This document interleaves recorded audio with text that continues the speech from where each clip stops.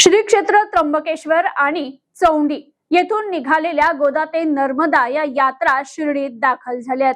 संपूर्ण जगाला श्रद्धा आणि सबुरीचा संदेश देणाऱ्या साईबाबांच्या भूमीत पुण्यश्लोक अहिल्यादेवीचा जय जयकार करत श्री क्षेत्र त्र्यंबकेश्वर आणि चौंडी येथून निघालेल्या दोन्ही यात्रा शिर्डीत दाखल झाल्या।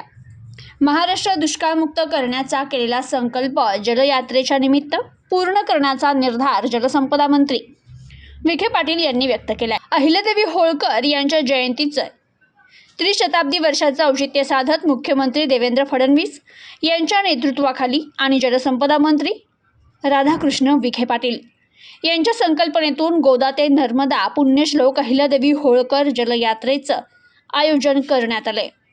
यात्रेचं वैशिष्ट्य म्हणजे गोदा नदीचं उगमस्थान असलेल्या श्री क्षेत्र त्र्यंबकेश्वर आणि पुण्यश्लोक अहिल्यादेवींचं जन्मस्थळ असलेल्या चौंडी येथून यात्रेची सुरुवात करण्यात आली। दोन्ही यात्रा शिर्डीत एकत्रित येऊन मध्य प्रदेशकडे रवाना होणार आहे। राज्यातील सर्व नद्यांमधून आलेल्या जलकलशाचं पूजन मान्यवरांच्या शुभ हस्ते करण्यात आलं।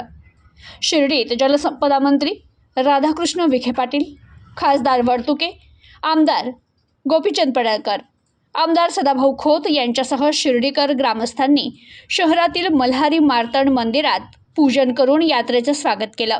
शहरातील प्रमुख मार्गांवरून जलकलशाची शोभायात्रा काढून जलसंवर्धन आणि जलव्यवस्थापनाचा संदेश चित्रफितीतून देण्यात आला।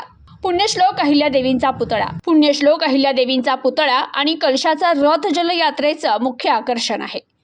धनगर नृत्य तसेच मंत्री विखे पाटील यांच्यासह सर्व सहभागी आमदारांचा बसमधून चाललेला प्रवास चर्चेचा विषय ठरला। या यात्रेनिमित्त आयोजित करण्यात आलेल्या सांस्कृतिक सोहळ्यात बोलताना मंत्री विखे पाटील म्हणाले, पुण्यश्लोक अहिल्यादेवी होळकर यांच्या जलसंवर्धनाची चळवळ महत्त्वपूर्ण होतीच, पण सांस्कृतिक परंपरेचा वारसा देखील त्यांच्याकडून आपल्याला मिळालाय। श्री दासगणू महाराज यांनी श्री साईबाबा सुवर्ण मंजिरी ग्रंथ महेश्वर येथे लिहिला। त्यामुळे शिर्डी आणि महेश्वर नगरीचं नातं हे अध्यात्मानं जोडलं गेलंय, असं देखील मंत्री विखे पाटील यांनी म्हटलंय।